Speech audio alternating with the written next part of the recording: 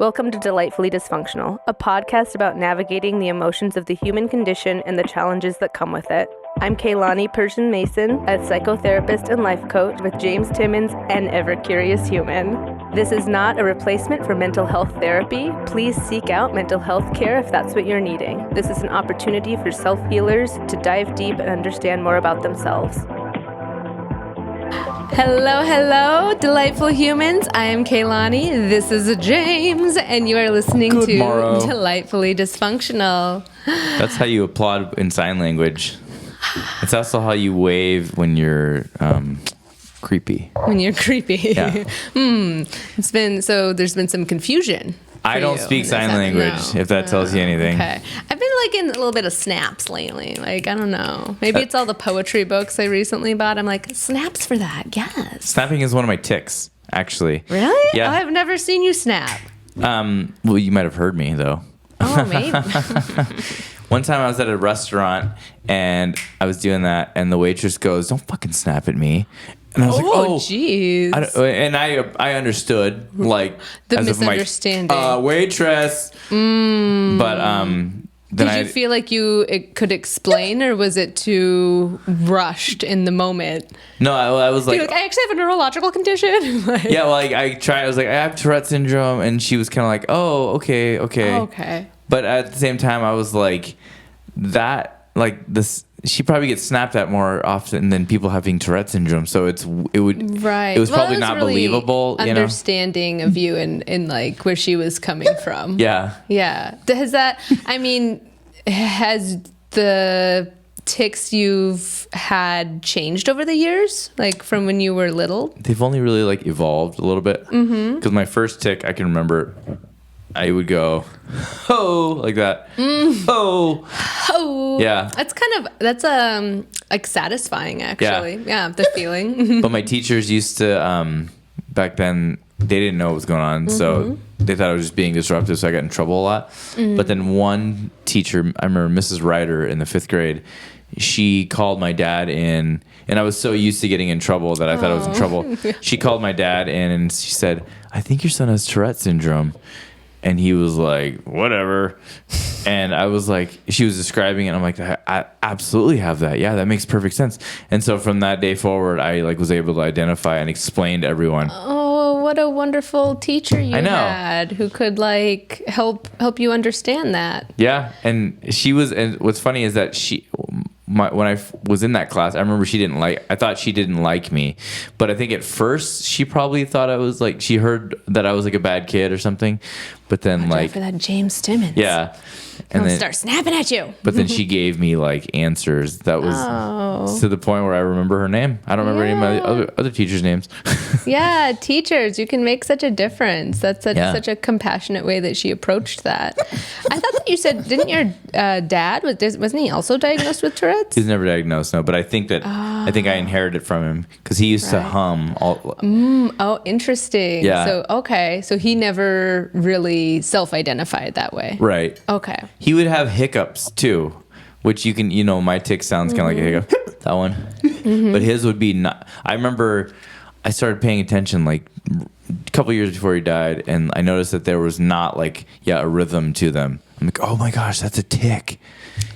He's just been able to hide it his whole life. In public spaces. Yeah. Right? So you were maybe, you and your brother were probably the only ones who really got to see him in a relaxed environment at home. Mm-hmm. Mm-hmm. Yeah. My brother didn't get it, though. Yeah. Mm-hmm. He also got the smarts. So, yeah. James, do you not think you have the smarts? I think I'm smart, but I didn't have school smarts. Academic smarts? Yeah. More creative smarts? But I got the musical abilities. Yeah. Which nobody else in my family did, so. In your face. Well, there you go.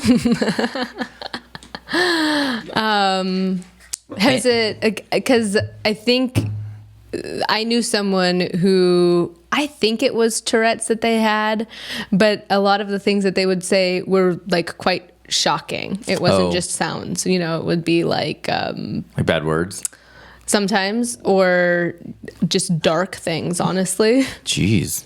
You're no, I don't think it was Tourette's. I think they were psycho. Well, I mean, I don't know if it was trauma or if it was Tourette's or if it was like a combination. I'm not sure, but I think, if you had to pick a tick. Pick a tick. If you had to pick a tick, your ticks are mild, man. I know. Yeah. Yeah. And I'm thankful for that. And see, I have always kind of like wondered about, like, it's called coprolalia, the one where you cuss, which has made Tourette's famous. You know, coprolalia, which It's a fun word to say, coprolalia. yeah, it's like the Greek derivative of that is like poop of the mouth. Oh my gosh, that makes sense. Yeah. Oh, funny. But then there's also a version called echolalia, which I have experienced, where you get hung up on one word and you keep saying it like in a million different ways. Like, have you seen Aviator with Leonardo DiCaprio? I don't know if I have. I probably should. Well, in the very beginning, he says the word quarantine over and over and over again. And this was before 2020 when everybody was saying. Did he have Tourette's? Or just in the like monologue? A lot of people speculate that he did have Tourette's. Okay. Because he definitely had OCD. Okay. And people with Tourette's are more prone to having OCD. Which makes sense to me. Yeah. And Okay. so, and like I've experienced OCD ish stuff, you know. And so, anyway. Right. Okay. Interesting. Yeah. Sorry, this is like getting all I into like Tourette's. it. Well, also, I think it's good to like update new listeners as well. And so I was funny that this came up organically because that was something that was on my mind. Just like introducing to our listeners that is an aspect of who you are, that they might sometimes hear those noises, that it's completely normal, and I don't notice them at all anymore. And that's it's a good way to also provide a little bit of education and insight for people who maybe don't have someone in their life who has Tourette's. To help explain it, demystify it a little bit. But yeah, there's some people like on like TikTok who are famous for having Tourette's, and I hate to say this, but I get a little skeptical because their symptoms change. So like when you have the friend you mentioned who had like certain phrases they would say, would the phrases change, or were they like a little bit, but still in the same vein? Because like Tourette's is neurological, so it's like how it feels. So then when somebody says like a phrase that, like, so if I were to say, I'm reading liquid stevia.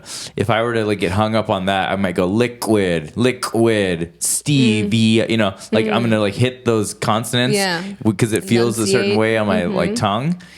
And so, but if somebody says like, "I want to kill everybody in the world," you know, as their phrase, and then the next week they're like, "I hate my parents," you know, things like that. It's like, well, I mean, are you kind of I don't know if that's Tourette's, you know? I don't know. I'm not a Tourette's expert. And if there are any neurological scientists out there or doctors, we would like your opinions. Oh, yeah. Right? That would be interesting. Fun. Oh, my gosh. It would be such, yeah. Oh, should we get a neurologist on here? And like, I'd love that. Oh. Okay, we're going to do it. If there were a way, if I had unlimited funds to keep adding smarts in my brain, I would want to be like a philosopher / therapist / like neuroscientist. That'd be so cool.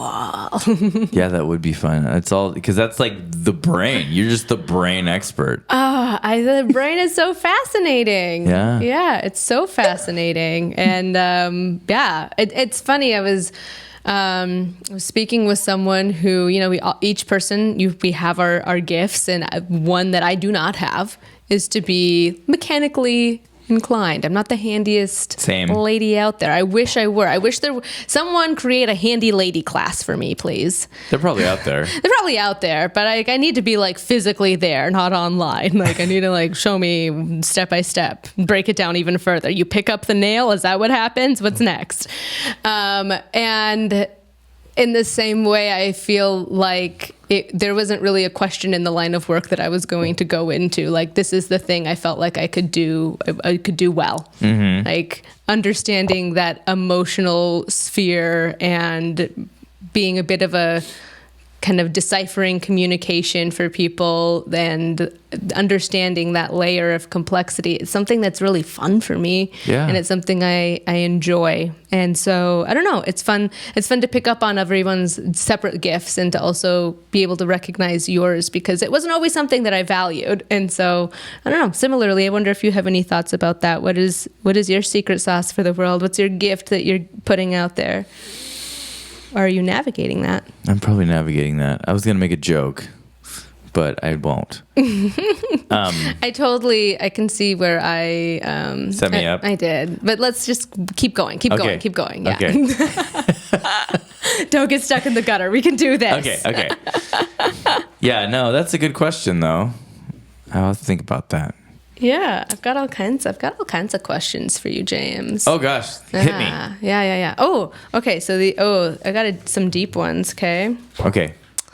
I gotta get in the zone. Yeah. Okay. These were some of the journaling questions that I used in the training that I did, or that they provided us in the training, and I've had a lot of fun incorporating them into the work that I do with clients and revisiting them. So,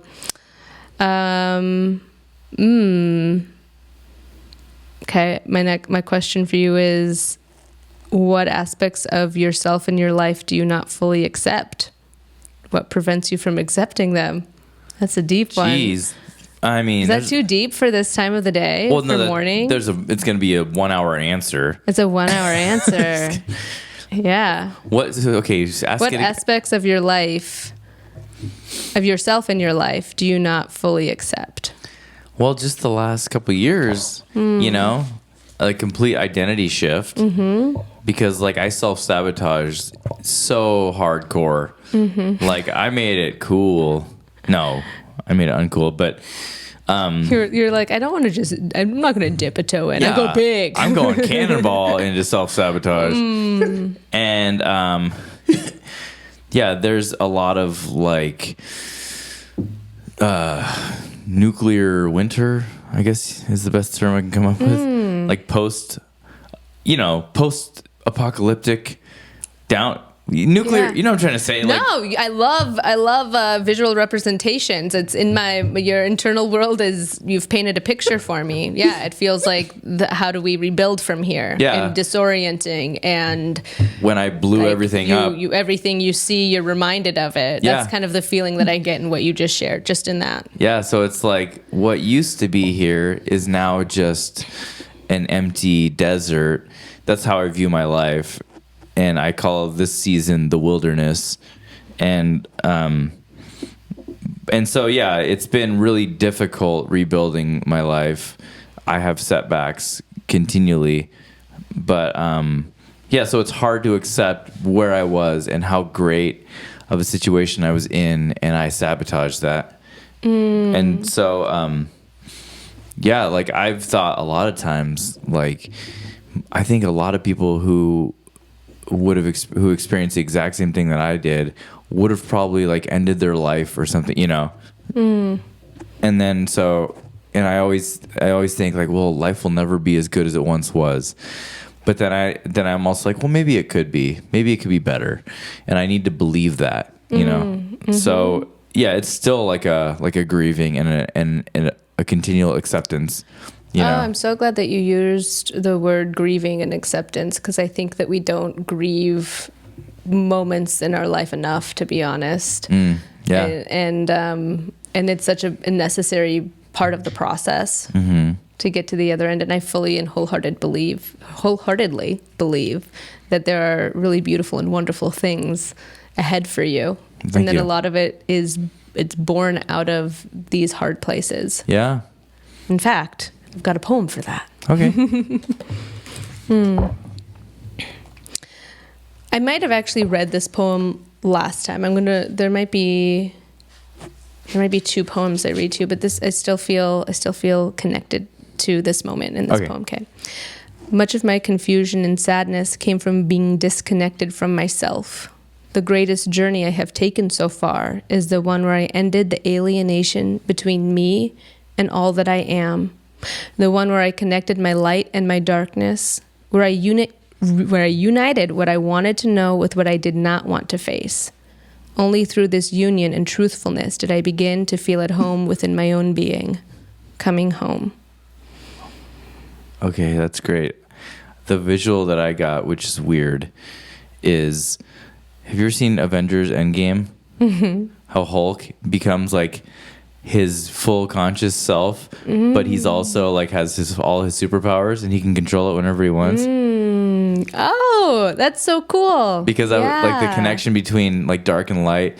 Because I've had similar like dichotomies lately where I'm like, I cannot be my wild self at the same time as being my best self. But then lately I'm like, but both of those exist. So if I could find a way to like be all of me, to integrate that. Yeah, and then like really, and then I had that visual of like how Hulk was able to find this like perfect middle ground where he could just have his full brain power and his like destructive abilities. I love that you brought the Hulk into this. This is so much to play around with. This is taking a turn I wasn't expecting. I'm going with it. Okay, let's go. Yeah. Because much like that, like we'll say Hulk version 1, there was so much shame and discomfort and feeling out of control and not an acceptance, right? There like was shame, a deep shame, and like putting himself in a shame spiral for really just being who he was. Yeah. Like for not fully accepting. And everything that we had talked about in previous sessions about IFS, it's this idea of integrating these different parts exactly like you're saying. And that doesn't come from being critical to them and saying, shame on you, protective parts. Yeah. It comes from being gentle and understanding, oh, let me listen deeper and understand in your whisper what you're really needing with compassion and care. Yeah. Instead of letting it kind of swing wildly from side to side or feeling disconnected, like, oh, I'm not fully whole in the way that you were even describing, right? Yeah. And so this reconnection with himself, much like the poem we just read and what you described with the Hulk, like there was a balance there. Yeah. He could let all of his best parts shine. Yeah, it's like he's got superpowers. Yeah. That he was suppressing. Yeah, and that's now that you're like unpacking that, it's making such beautiful sense. Oh, I love that you brought the Hulk into this. I'm going to use that. Okay. Yeah. And that's the work. That's the beauty of this work. And that's also why I feel strongly that the ethical and safe use of psychedelics for therapeutic purposes allows you to reconnect. Yeah. And allows you to have those conversations with those different parts internally with much more ease. Yeah. Because it's hard. Yeah. That's so great. And another analogy I have was... keep them coming. Captain Marvel. How it's funny, we've joked about how I always use like my worldview is Avengers, or comic books, and but there's so much. There's so much like archetypes and themes. I mean, there is even like there's just comparable stories even within religion that are just replayed and put into a fantasy world when it comes to comic books, to be honest. Like there's the hero's journey and just different experiences that honestly we all have in life. They're just, they added some lasers and flying. Well, because Captain Marvel, like her origin movie where she like has inherited these superpowers from like an explosion or whatever, and then the guy that is leading her is like suppressing her, and then eventually like she discovers that she's way more powerful than she thought, and she just like unleashes all this power, becomes like the most powerful being in the universe, and then goes and fights Thanos later. But there's something, I've found a nugget in that too. Like, I don't know, I myself, I think that there's been a lot of times where I think I've been a bit afraid of my power, and I don't mean power and power over others. I mean like empowered and feeling rooted in who I am and what I know and in the message that I want to share. Yeah. And there were times when I was afraid of that. and to get to a point where you're like, oh no, this is good. This is where flow is happening. This is where the magic happens. This is where you can share your gift. And I feel like that, again, like kind of ties into that experience in the Marvel universe. So accepting that, and not in a comparable, like, I'm powerful and you're not at all. But in, like, really, I fully believe in the healing potential that everyone can find in that. Yeah. Yeah. Well, and I think that fear is almost always the reason that people are suppressed, where they suppress like their full potential. Because I use that Captain Marvel analogy with a person that I know that has really kind of been a people pleaser their whole life, and has suppressed. Has suppressed like breaking stuff. Oh gosh, God, I did it too. We know what we're doing. Look at our superpowers playing out. Anyway, and I said, and the reason you've suppressed yourself is out of fear, and I was like, if you just like allow yourself to just live fully and be your true self, then like you're gonna have a lot more power. But that's such interesting stuff. That's not even what we're talking about today, though. Oh, I'm sure there'll be a way that it intertwines. But yeah, it was a really fun, unexpected detour in our conversation this morning. I liked it. Yeah. Let's see. How can we segue that into generational trauma? Well, we will all need to center ourselves a bit, because the holidays are coming up. Yeah. And the holidays typically mean more gatherings amongst friends and family. And for people who maybe don't have the healthiest family of origin, or who don't feel as strongly connected, or even for those people who are not going to be able to see their family for whatever reason. Yeah. It's important that we talk a bit more about that. Talk a little bit about how we can cope better through it and how we can understand it. So we're going to be doing a series in November about we have to name it still. So throw out some ideas in the comments if you have any suggestions. But yeah, basically how do we connect with family during this time, or how do we have healthy boundaries during this time? Just like a bit of preparation for these holiday gatherings. Yeah. Yeah, there's always it's such a common struggle when people have relatives that they like disagree with politically, or these people like are control freaks and they want to ask really personal questions and cross boundaries. I guess I'll overshare. I experienced that just the other day with a family member who, right when I saw her, she wanted to ask about like my kids and my work situation, and then like kind of like give unsolicited advice or demands, I guess.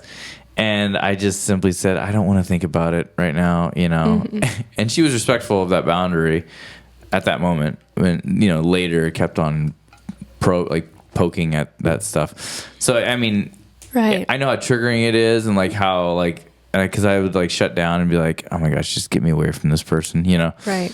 So yeah, and I've told people like, it doesn't matter who the person is if you're related to them. If they cross your boundaries, like you still got to enforce it, even if it's your mom, And yeah, but people feel like, oh gosh, I have to respect my family, and I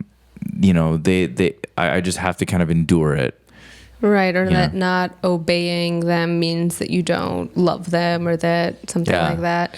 I also think that we can only stay in our lane, and so it's a lot of check-ins with, this is an indication of, like, when we feel pain, that's painful, feeling that judgment. When we feel pain, it's also an indication and a barometer pointing us to where we still have some more healing to do.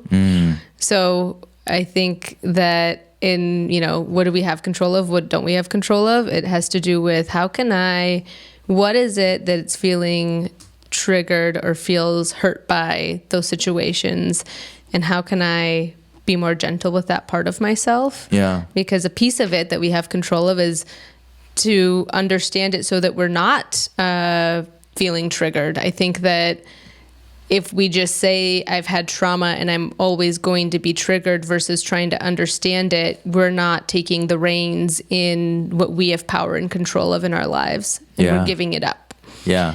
But part of that also does mean having healthy boundaries as well, and being able to voice that and to navigate voicing it with as much care as possible. Yeah.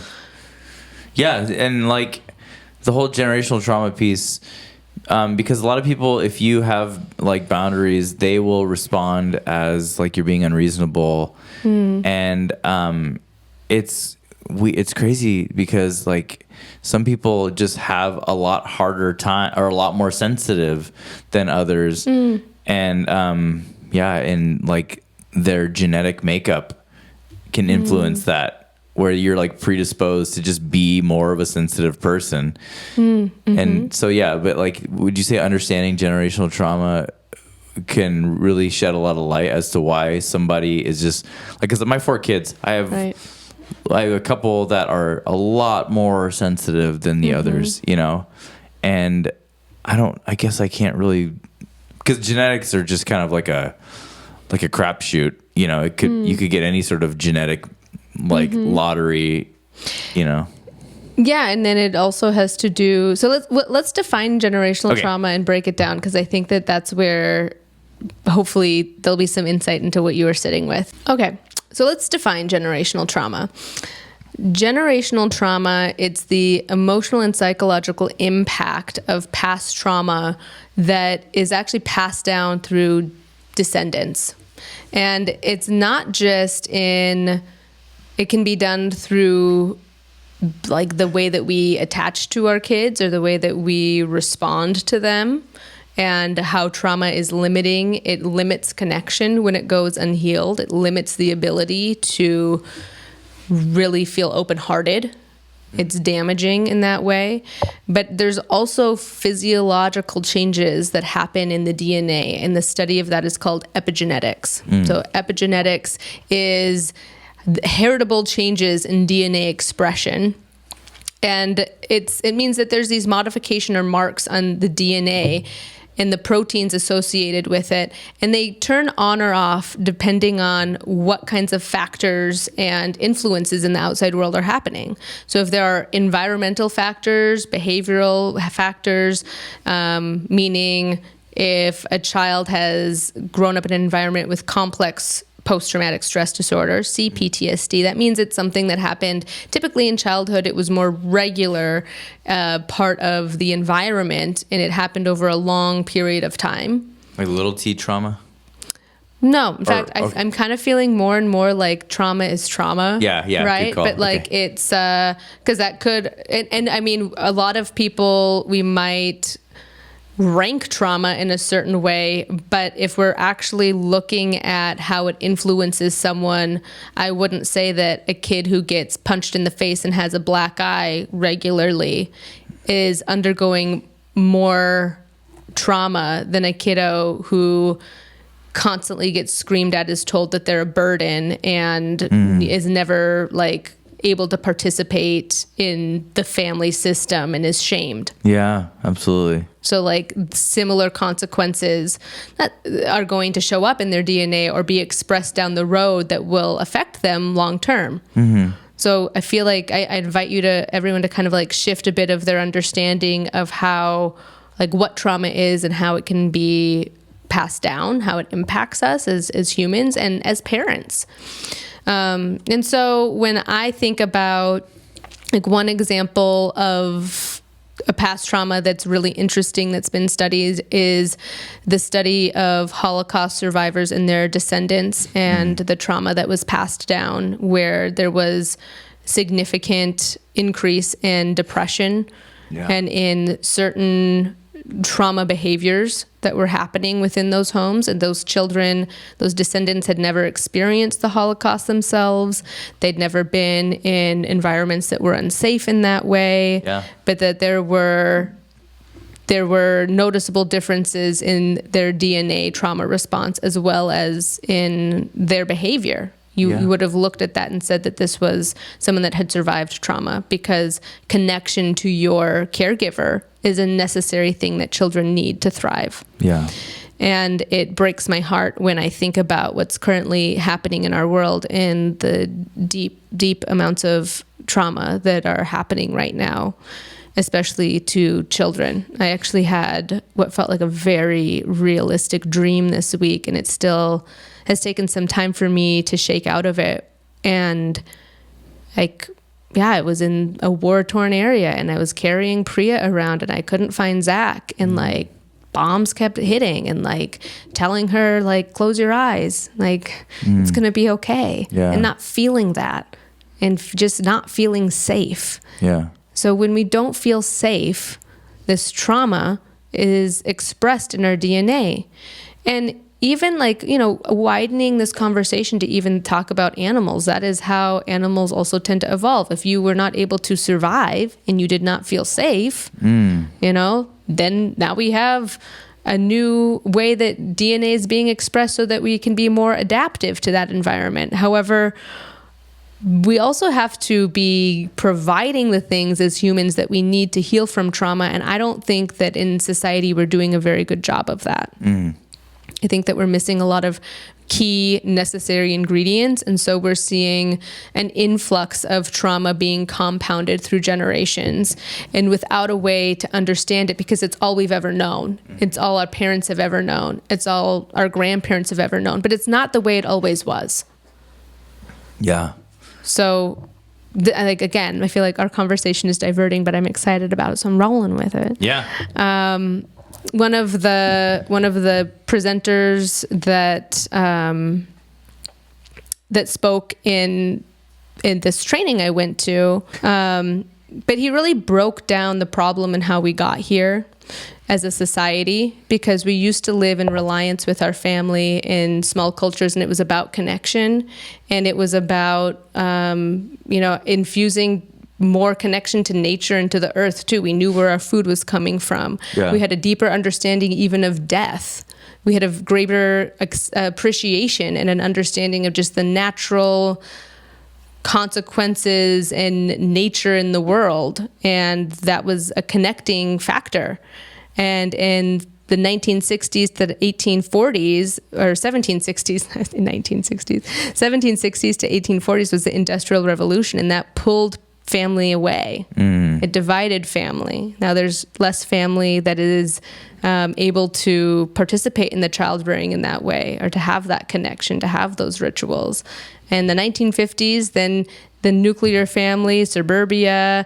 Now we have fewer families and multi-generational homes. Now the TV is introduced. Now we have more outside stimuli, which also means there's less time to marinate on these really important conversations that I force you to have every week here. Yeah. If we're constantly overstimulating ourselves, and it's only gotten worse, down the road as we also incorporate social media and phone devices, to where hearing our internal voice is so jarring and triggering to so many people. They need the noise to numb it. Yeah.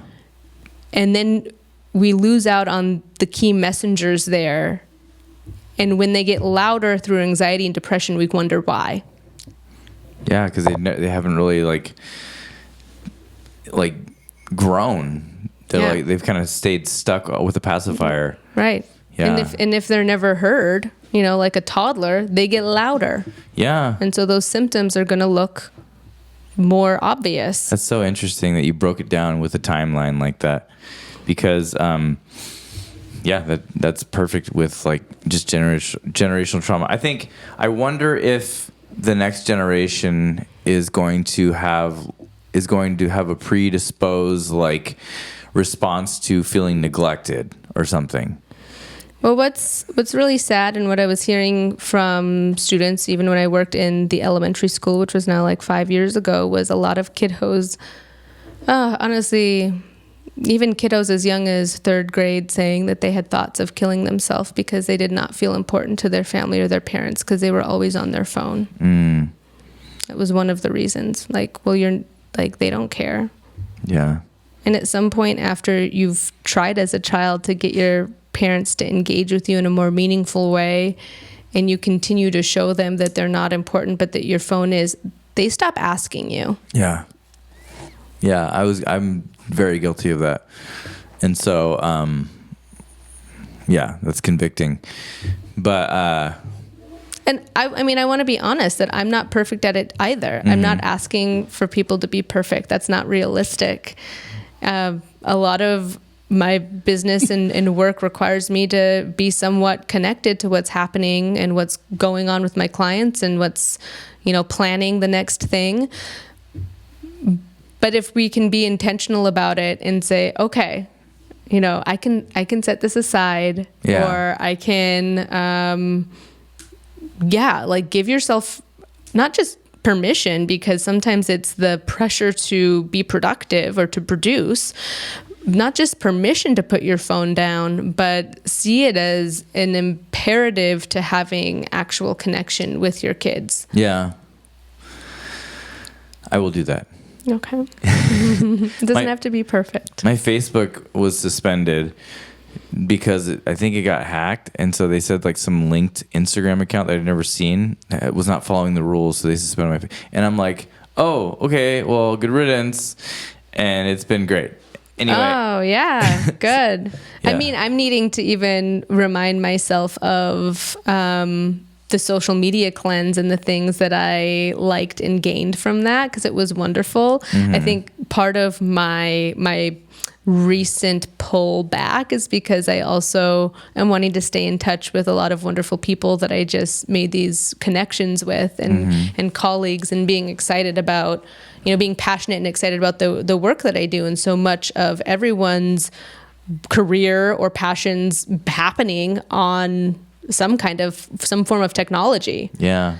And so it is a balance. So it's just an invitation to be more aware, and it doesn't have to look like you're never on your phone ever.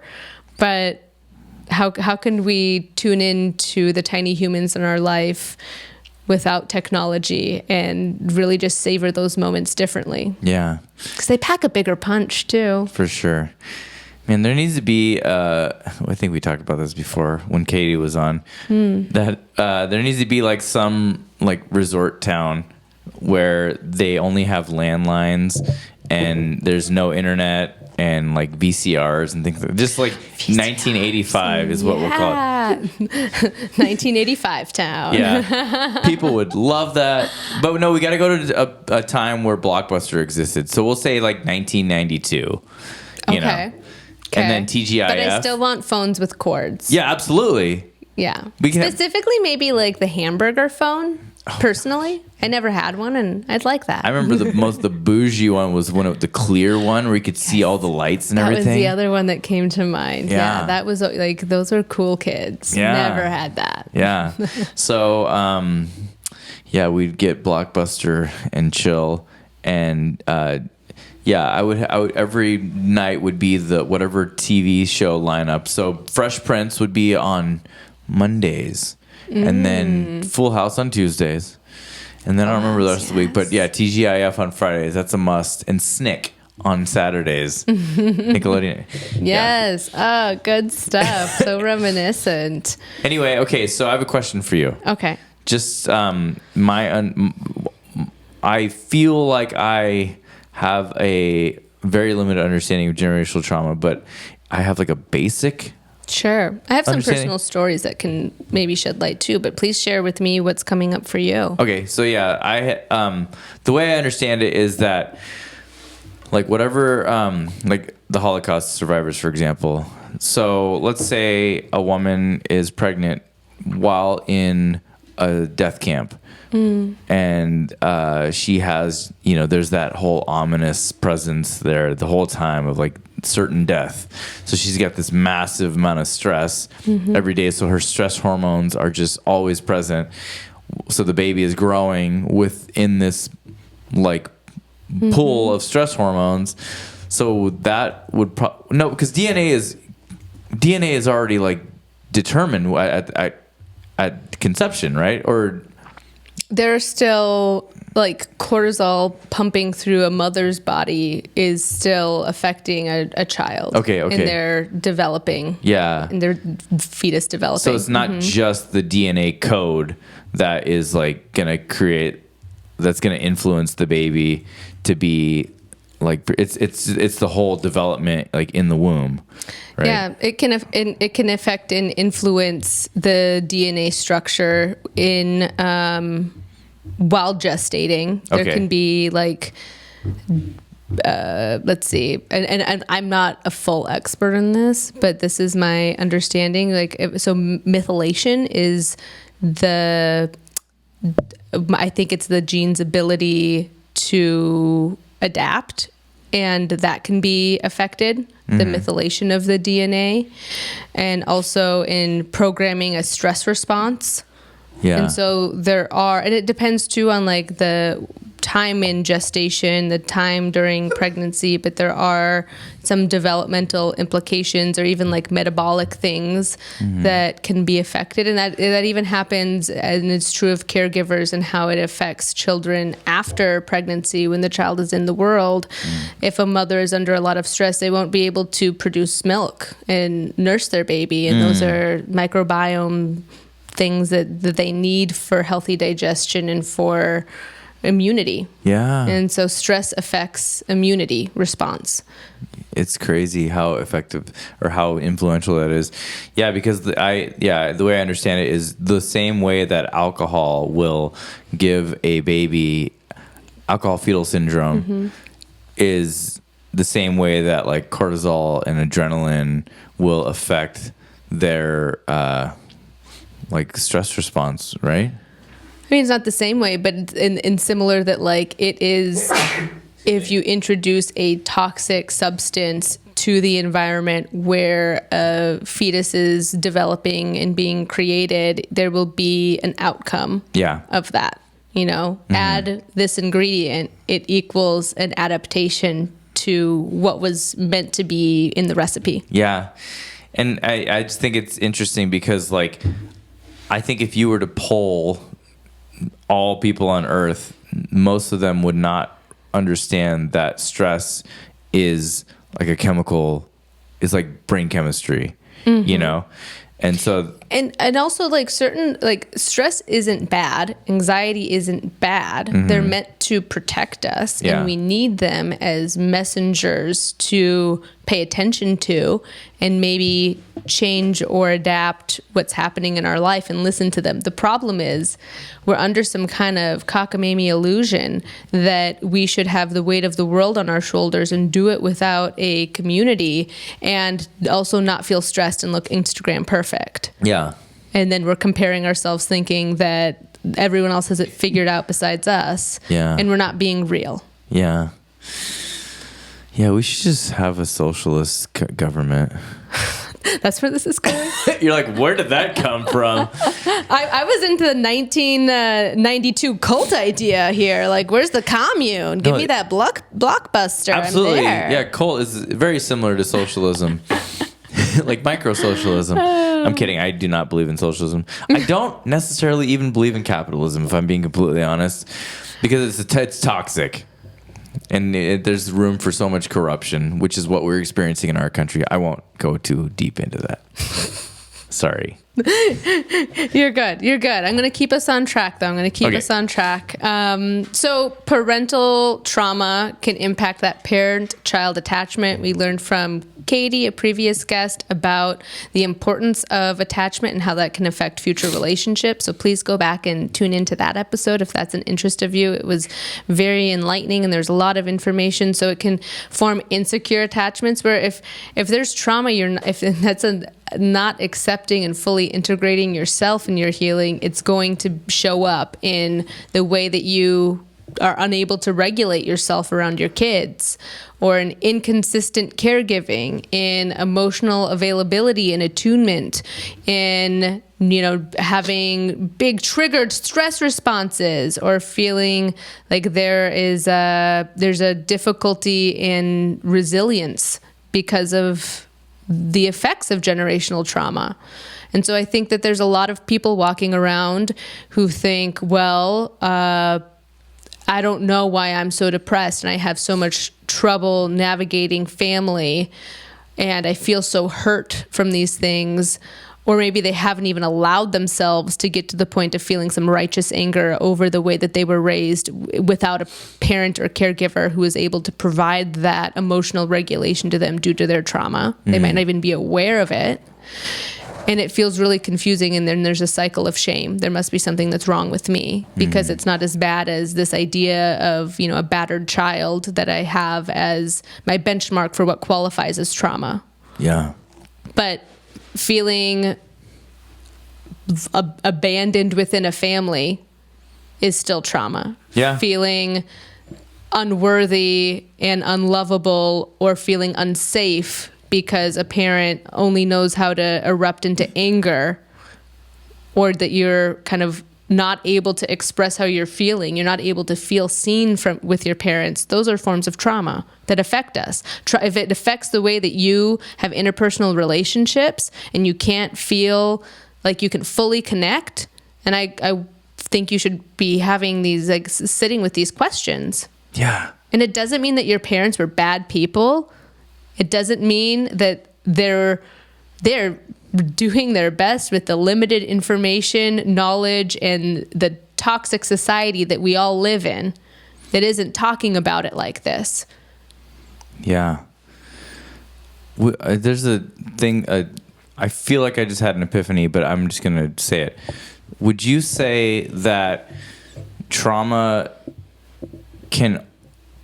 always exists when somebody feels subhuman, like less than human? That I think that trauma exists when we feel divided and disconnected. Like it's treated like, because like I'm sitting here thinking like every traumatic event I've experienced, maybe not, like a car accident, for example, would not be somebody else treating you as less than human. Right. It's not always the case at all by any means, right? Okay. Because there are collective traumas where honestly people can feel more connection than ever. In the beginning of COVID, there was a lot of connection. Yeah. Right? We rallied together. It's been when in hardship, that's a part of like finding light in the darkness, is also that there's a coming together and seeing more humanity within others and within ourselves. Yeah. And that's a really beautiful thing. Mm-hmm. But it's a feeling unsafe in some way. And then having to navigate that experience in your real world without it dysregulating you and therefore others. There's a ripple effect to that. Yeah. If you've experienced a deep and painful loss and the only way that you know how to cope with it is to drink yourself silly and numb it, you're not showing up for the people in your life who love and care about you in meaningful ways. Yeah. If the only way that you can cope with the pain of your life circumstances not looking the way that you've pictured it, and the only way to cope is to go gamble it away and feel numb, you're not really showing up wholeheartedly and loving them, because you kind of hate yourself and you're not loving yourself. Yeah. So this healing business is layered. I discover layers all the time, but kind of when I discover them, I'm not afraid of them like I used to be, I feel a bit excited, like, oh, I get to learn more about myself, and that's going to really help me understand others more profoundly as well. Yeah. I saw this reel by Jay Shetty, who we're fans of. Mm-hmm. The way he said that. Where he says, like, when we think of love, we think of expressing love, like giving love. He said, but the best way that you can love is to love somebody so much that they learn to love themselves. And then I'm thinking, like, also, like, reverse engineer, or the response of loving yourself is that you can then almost pay that forward and help love somebody else so that they can love themselves. But I thought that was really profound, because I haven't fully unpacked that, though. Zach, I think it was this morning even, Zach and I were having a philosophical conversation, so I have to give him credit. Credit to Zach Mason. He's a very philosophical person. He's a philosophical guy. Yeah. We have fun with those conversations. But the idea that love multiplies, because when I can love and accept all the parts of myself, even the ugly parts, even the parts that have caused pain, even the parts that are scared. Yeah. Boy, the impact of then being able to see and love others is so profound. Yeah. And then I can see that in them. I can see that in humanity. And when we hate, we really divide ourselves. And we say, oh, like, you're not of me. Right. I'm not of you. There's nothing about us that's the same. Yeah, that's interesting. Because, like, usually you try to reject the people that, I don't know, almost like bring you to the worst parts of yourself or something. And, okay, that's not fair. But what you're saying is, like, when you embrace the broken parts of yourself, like the total self, like the Hulk, then then you can navigate forward with a lot more compassion for others, and then love the people. Because I've felt it, to be unfair that when I'm in like a low point in my life and somebody kind of just judges me in that low point, where I'm like, no,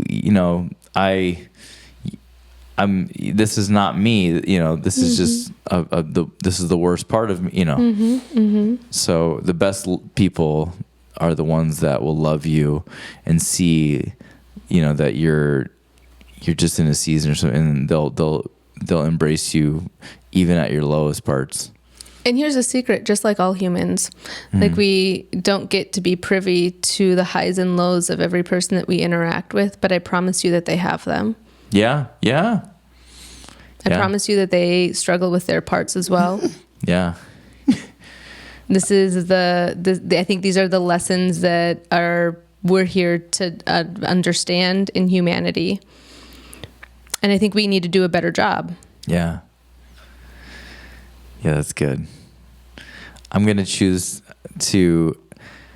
I've had this thought where I want to choose to speak to everyone's inner child, and just kind of as a human experiment, and just to see what happens,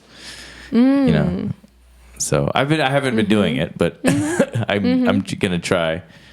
Yeah. And to understand that that's a part that's plays out unconsciously for so many people. Yeah. Well, I'm gonna do it to try to manipulate them. Oh God. I'm just kidding. Here we go again. That would be a great way to manipulate people. Oh no! Use your power for good. See, I can either be like the Hulk or be a supervillain. Oh no! Yeah. Okay, next episode. What am I going to choose? Stay tuned. Oh my gosh! I still love you and have hope for you, James Timmons. Just like Ahsoka loves Darth Vader. Because he was once Anakin.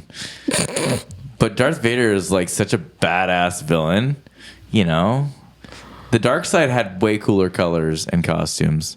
My son is a Star Wars fanatic, and he agrees. He's like, they got red lightsabers and they got black costumes, and the rebels are just nerd. Like, Luke Skywalker is a nerd.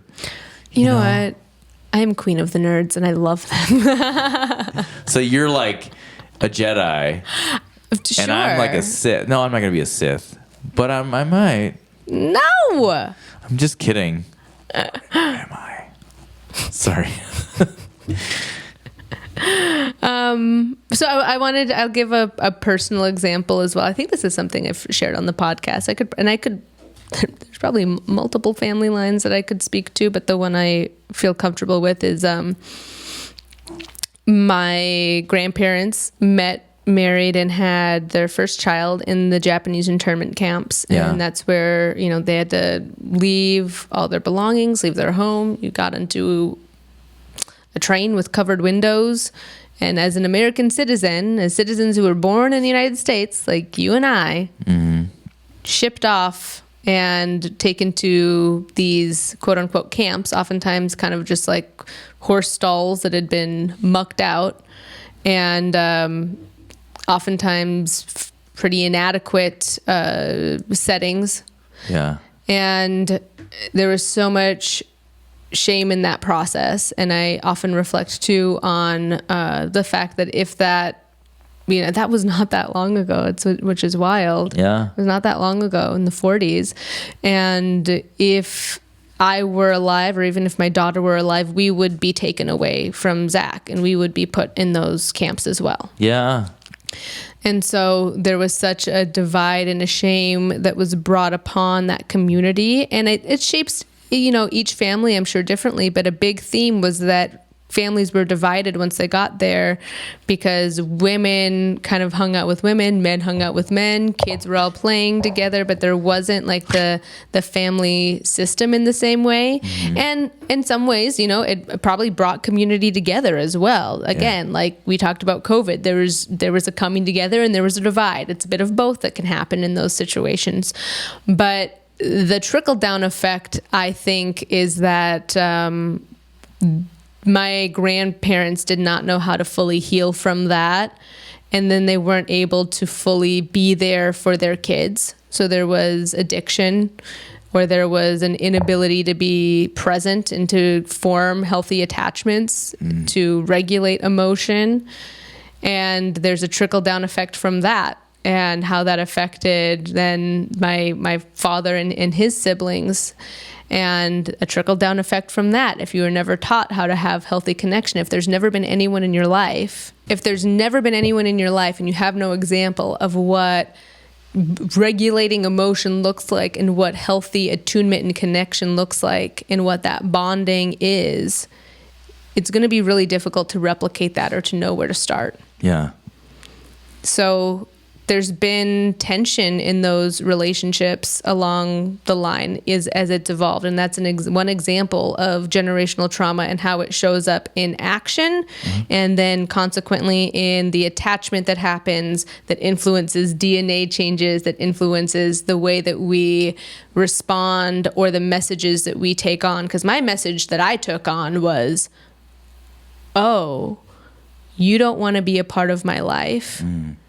And that must mean that there's something about me that isn't worthy of your love. What I see now, and what I can see in the healing that my father needed to have, or is having, is that this had so much to do with the pain that he experienced in me being removed from him and moving away, that felt out of his control. And so to numb and to ignore it, or to pretend like that wasn't a facet of his life, was easier to numb that pain. Yeah. And I would have loved if he would have been able to walk through that and stand beside me in my efforts to have a connection with him. Yeah. But what's beautiful is when you get to have this deeper understanding of yourself, do you see how much love I still give him? Yeah. Right? Like, I don't hate him. There's a phase of righteous anger that is necessary, I think, as we try to understand our parents or even our grandparents, and like, why are we the way we are? Why is this family the way it is? Yeah. But as you give yourself grace and understanding in your healing, it's so much easier to extend that to the people in your life. Yeah, like your pain was just like a need for answers, but then in your learning of generational trauma, everything, it created more compassion, because you're like, okay, I'm able to connect these dots. And now I understand, like, that my dad was just a young guy who didn't know what to do, right? Yeah, he didn't know what to do, how to heal that. Yeah, and he was all because of his generational trauma and his response. So, which then all that understanding helped you have a different response. That really took lots of time in therapy. and self-reflection and journaling, but it's so worth it. It's so worth it to come to that place. So with the holidays approaching, and with so many family systems that I know there is tension, I guess I invite you to follow a bit of a mental practice in being able to understand some of your core wounds, and also extend just a little bit of curiosity into your families, because it can feel very much like, why are they continuing to go to this? Why do they feel like this substance is more important than us? Why does it feel like, they erupt into anger and frustration, and there can't be just a sense of calm and safety in the home? And this conversation might lend a little bit of understanding into some of that. And that doesn't mean you have to accept it. I still say that if you're in a season where you need distance and you need boundaries, yeah, that's coming up in another episode soon. I get it. I hear that. I've done that too. Yeah.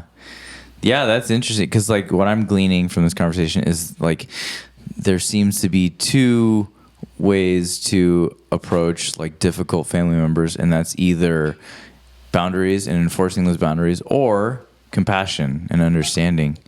Whatever your season. Both. Yeah. Yeah, you're right. Two things can be true at the same time. Yeah. And another one, I had a really special relationship with my stepfather. He felt like he was a father figure, flawed as he was, flawed as I am. And we haven't spoken in 2.5 years. Oh, are you going to see him or something? No. Okay. No, I don't know. I wonder that a lot of times. Yeah.